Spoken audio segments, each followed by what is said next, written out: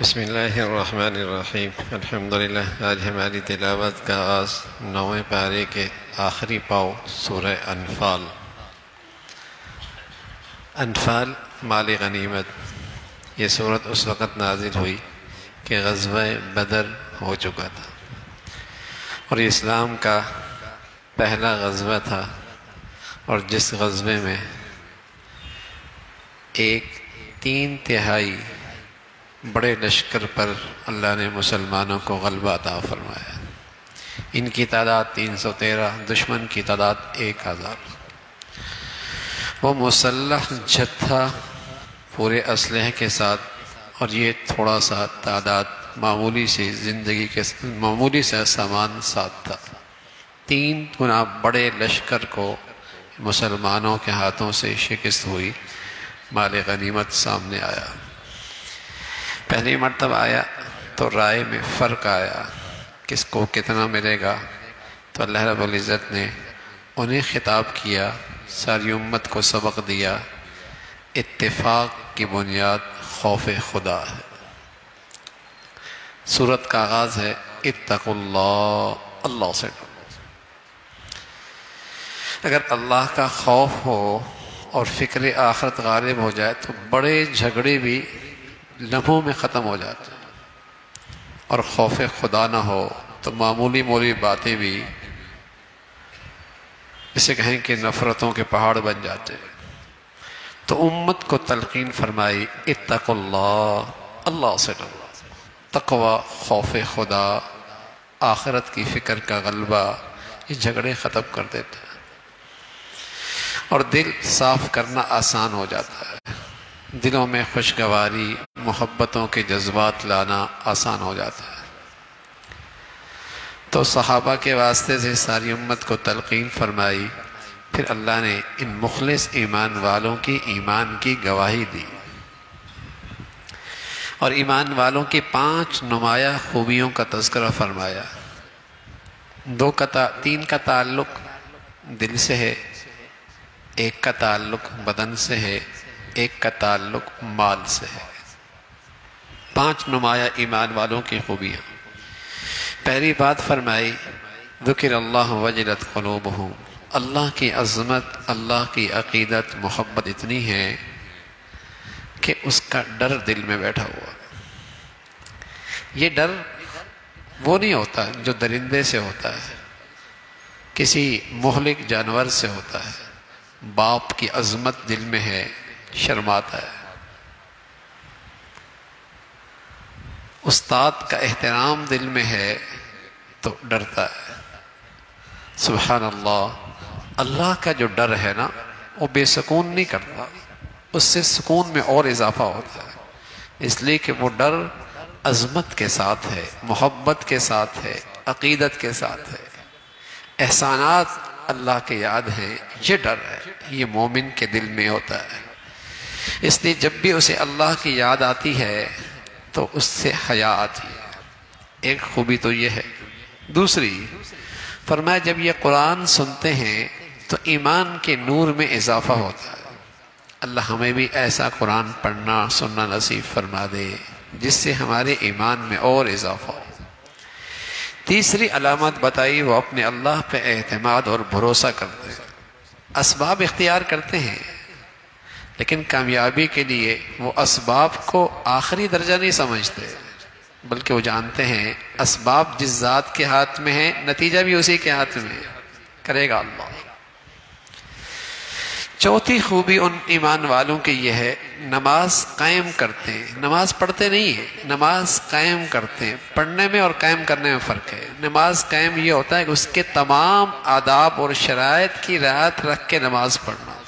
اگر یہ آداب کی شرائط نہیں رکھیں گے تو نماز پڑھنا ہوگا، قائم کرنا نہیں ہوگا۔ فرمایا نماز قائم کرتے ہیں۔ اور 5ویں خوبی بتائی، اللہ کا دیے ہوا مال خرچ کرتے ہیں۔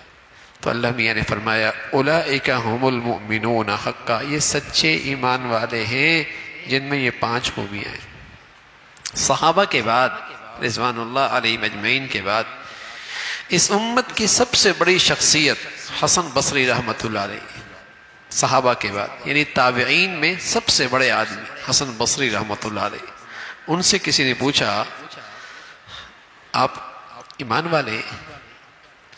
تو حسن بصری فرمانے لگے ایمان کی دو شان ہیں، ایک تو وہ ایمان والا ہوتا ہے آمنت باللہ و ملائکتہ و کتبہ و رسلہ والیوم الآخر والقدر خیرہ و شرہ من اللہ تعالی، ان چیزوں پر ایمان لانا، اس لحاظ سے تو میں ایمان والا ہوں۔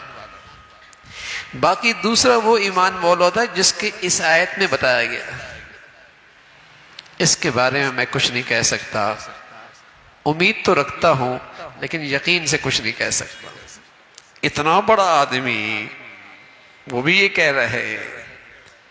ایک تو وہ ایمان ہے کہ ان چیزوں پر ایمان وہ تو ہے، لیکن عمل کا یہ درجہ ایمان کا، فرما اس کے بارے میں مجھے کچھ نہیں پتا، وہ تو اللہ کے علم میں ہے کہ میں ان میں ہوں یا نہیں۔ ایسے ایمان والوں کے لیے اللہ نے 3 انعام بتائے۔ پہلا انعام درجہ بلند، دوسرا انعام بخشش، تیسرا انعام عمدہ رزق۔ عمدہ رزق کیونکہ ایمان والوں کی صفات بھی 3 قسم کی تھی، ایک کا تعلق دل سے تھا تو اس کا انعام کیا ملا؟ درجہ بلند۔ ایک کا تعلق بدن سے تھا، نماز، اس کا انعام بخشش، گناہوں کی بخشش۔ تیسرا ان کی خوبی تھی اللہ کے راستے میں خرچ کرنے والے، تو انعام بھی اسی انداز کا ہے، اللہ پھر اس خرچ کرنے کا بہت عمدہ رزق عطا فرمائیں گے، اس کا رزق بھی بڑا شاندار ہوگا۔ پھر غزوہ بدر کا تذکرہ ہے۔ مسلمان ایک چھوٹے سے قافلے کے لیے گئے تھے ابو سفیان کے، وہ ان کی تجارتی قافلہ تھا اور جس پر ان کی پوری مکہ کی تجارت تھی۔ ان کو کمزور کرنے کے لیے مسلمانوں کا ایک چھوٹا سا جسے کہیں گے جماعت گئی حضور علیہ السلام کی قیادت میں، لیکن جب ابو جہل کو پتہ لگا کہ مسلمان راستے میں ہیں تو اس نے پورا 1000 کا لشکر تیار کر کے حملہ کرنے کے لیے بدر کی طرف آیا۔ تو اس موقع پہ مسلمانوں میں آپس میں رائے ہوئی کہ ان سے لڑنا چاہیے یا واپس جانا چاہیے۔ تو کچھ کا خیال آیا کہ تعداد ہی کیا ہے کہ ہم ان سے لڑیں گے، لیکن حضرت عمر کھڑے ہوئے، حضرت ابو بکر کھڑے ہوئے، حضرت مقداد کھڑے ہوئے، حضرت سعد کھڑے ہوئے رضی اللہ تعالیٰ عنہ کہ یا رسول اللہ ہم آپ پر ایمان لائے ہیں اور آپ کا جو فیصلہ ہوگا، جو اللہ نے آپ کو بتایا ہوگا، اور اللہ ایسا لگتا ہے کہ اللہ ہم سے آج وہ کروائے گا کہ آپ کی آنکھیں ٹھنڈی ہو جائیں گی، ہم تیار ہیں 3 گنے بڑے لشکر کا مقابلہ کرنے کے لیے، اور نہتے سامنے سے مسلح فوج کا تیار ہے۔ ادھر حضور علیہ السلام نے جب بدر کے میدان پر پہنچے تو آپ کے لیے ایک چھوٹا سا بیٹھنے کی جگہ بنا دی گئی، وہاں کچھ صحابی آپ کے ساتھ ابو بکر رضی اللہ تعالیٰ عنہ ساتھ تھے۔ آپ نے رات بھر عبادت میں گزاری اور اللہ کے سامنے ہاتھ پھیلا دیے۔ ادھر حضرات صحابہ رضوان اللہ علیہ اجمعین سفر پہ رات کی عبادت، لیکن اللہ نے ایک ایسی نیند بھیجی جس پر سب پر نیند طاری ہو گئی، اور جیسی وہ تھوڑی دیر کی نیند طاری ہوئی تو پھر تازہ ہو گیا اور دل میں ایک سکون آ گیا۔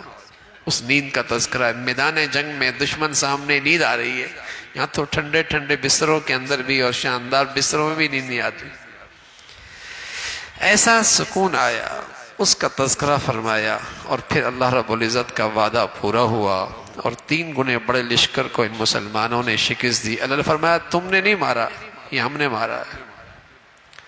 اللہ کے فرشتے تھے جو مسلمانوں کے جذبہ بڑھا رہے تھے اور ان کے پشتوں پہ مار رہے تھے، اس لیے کہ انہوں نے اللہ اور اللہ کے رسول سے دشمنی مول لی۔ ایمان والوں سے کہا کہ یہ تمہاری کامیابی کے پیچھے ہے کیا؟ اللہ اور اللہ کے رسول کی اطاعت۔ اس لیے ہمیشہ اللہ اور اللہ کے رسول کی اطاعت کرنا، ان لوگوں کی طرح نہ ہونا جو چپایوں کی طرح ہیں، جو اپنی جسم کی نعمتوں سے فائدہ نہیں اٹھاتے، دیکھنے سے، کانوں سے، گویائی سے، جو ان سے حق نہیں سمجھتے اور حق کے تقاضے نہیں پورے کرتے، وہ تو چپایوں کی طرح ہیں، روئے زمین کی بدترین مخلوق ہے۔ انسان کے اعلیٰ اور ادنا کا معیار کیا ہے؟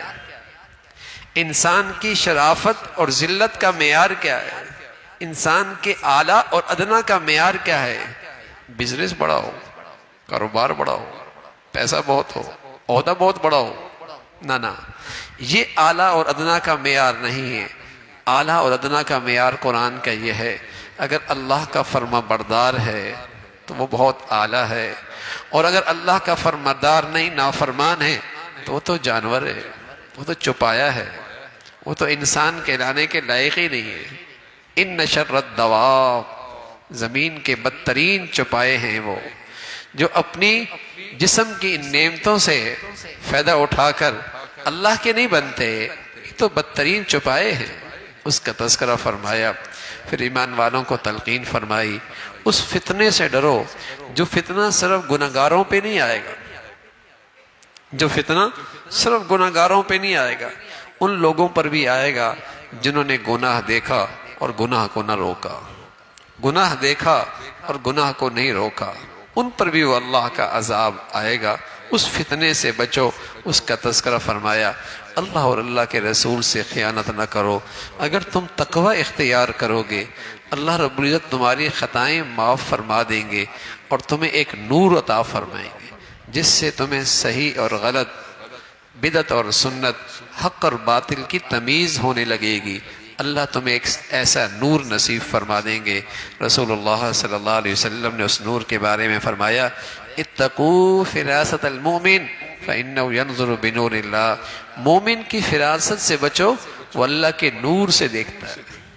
یہ فراست دل کی آنکھوں کا نام ہے، یہ فراست دل کی روشنی کا نام ہے۔ جب آدمی حلال کھاتا ہے اور پاکیزہ کھاتا ہے اور اپنی آنکھوں کی حفاظت کرتا ہے اور اپنے اعضاء اور جوارح کو گناہوں سے بچاتا ہے، اللہ اس کی بصیرت اور اس کی فراست کو بڑھا دیتے ہیں، اس کی سمجھ بوجھ میں اضافہ کر دیتے ہیں، وہ اچھے فیصلے کرتا ہے، اچھا مشورہ دیتا ہے، اچھی رائے رکھتا ہے، زندگی کا صحیح مقصد سامنے رکھتا ہے۔ یہ بصیرت اللہ رب العزت تقوی اور نیکی کی برکت سے عطا فرما دیتے ہیں۔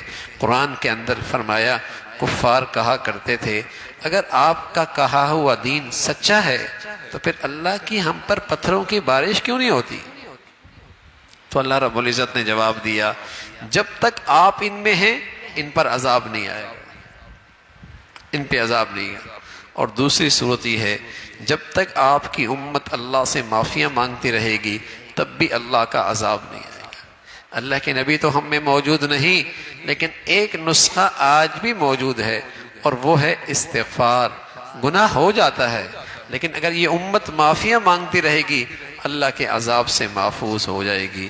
کفار کو اپنے ایک خدمت پر بڑا ناز تھا، کہتے تھے ہم تو مسجد حرام کے متولی ہیں، ہم تو مسجد حرام کی خدمت کرتے ہیں، ہم متولی ہیں۔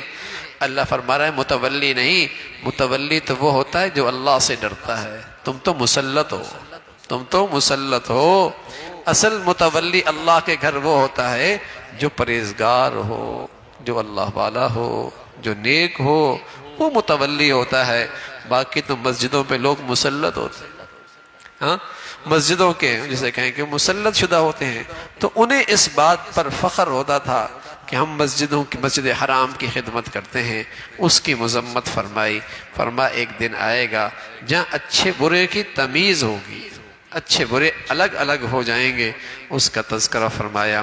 پھر اہل ایمان کو تلقین فرمائی، جہاد اس وقت تک رہے گا جب تک کہ اللہ کا دین پورے طور پہ غالب نہ ہو جائے۔ مال غنیمت کی تقسیم کا طریقہ بتایا، اور پھر غزوہ بدر میں اللہ کے نبی صلی اللہ علیہ وسلم کس طرح اپنے ساتھیوں کو میدان میں بٹھا رہے تھے اور مورچوں پہ بٹھا رہے تھے اور میدان کے لیے تیار کر رہے تھے، اس نقشے کا ذکر فرمایا۔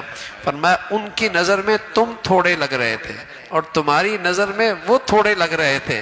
اللہ چاہتا تھا کہ یہ معاملہ ہو جائے، یہ معاملہ ہو جائے تاکہ آج اللہ حق اور باطل کا فیصلہ فرما دے اور سر کی آنکھوں سے دنیا دیکھے کہ حق والوں کے ساتھ کیسی اللہ کی مدد اور نصرت ہوئی، اس کا تذکرہ فرمایا۔ لیکن میدان جہاد میں کامیابی کے اصول بھی بتائے۔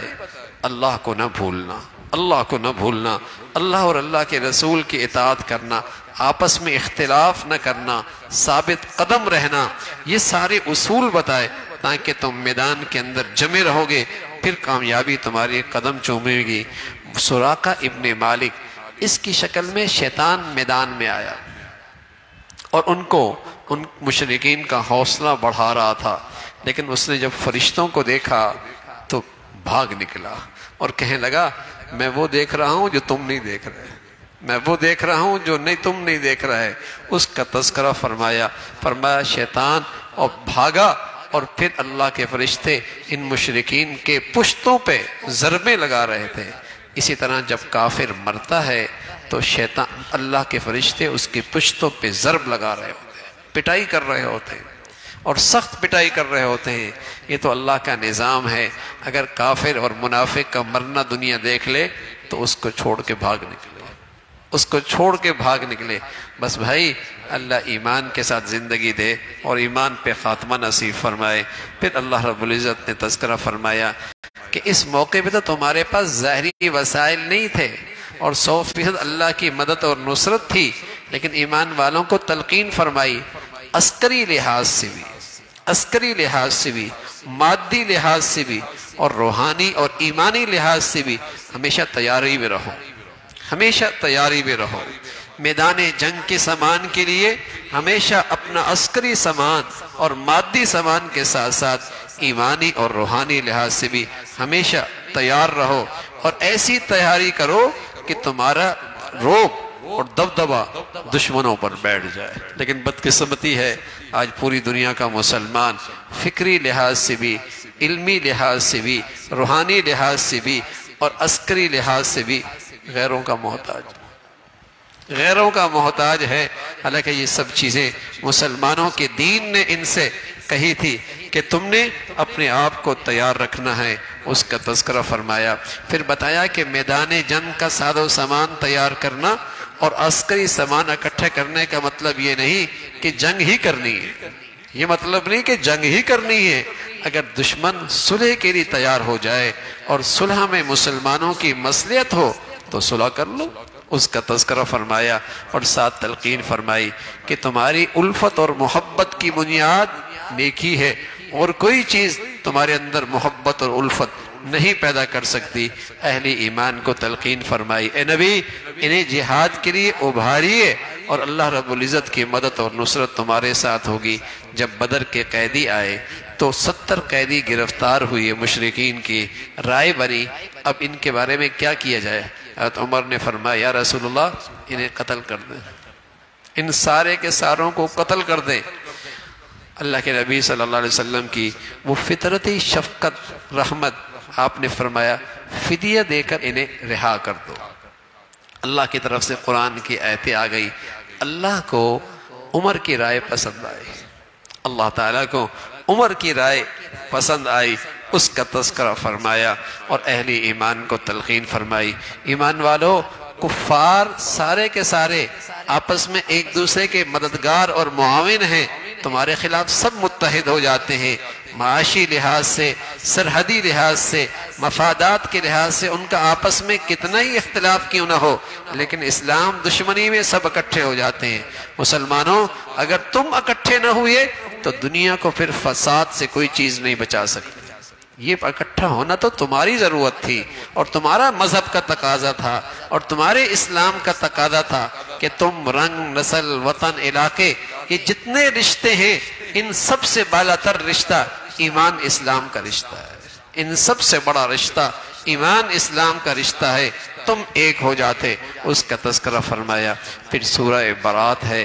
فتح مکہ کے بعد مسلمانوں کے ساتھ جو مشرکین کے معاہدے تھے ان تمام معاہدوں سے برات کا اعلان کر دیا، 4 مہینے کی مہلت دی، اور پھر فرمایا پھر بھی کوئی اگر میدان میں آنا چاہے، لڑنا چاہے، پھر آپ انہیں ماریں اور انہیں قتل کریں۔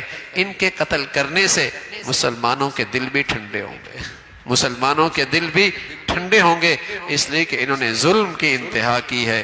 مشرک اللہ کے گھروں کو نہیں آباد کیا کرتا، مشرک اللہ کے گھروں کو نہیں بنایا کرتا۔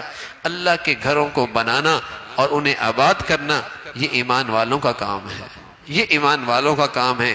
ایمان والے جو ہیں وہ اللہ کے گھر بناتے ہیں اور وہ اللہ کے گھروں کو آباد کرتے ہیں، جو نماز کا اہتمام کرتے ہیں اور جو زکوٰۃ دیتے ہیں اور سوائے اللہ کے اور کسی سے نہیں ڈرتے۔ تو اللہ کے گھروں کو بنانا اور آباد کرنا یہ ایمان کی نشانی، یہ ایمان کی نشانی ہے۔ کفار فخر کیا کرتے تھے کہ ہم حاجیوں کی بڑی خدمت کرتے ہیں اور ہم ان کے لیے سبیلیں لگاتے ہیں، دودھ کی، ستو کی، پانی کی۔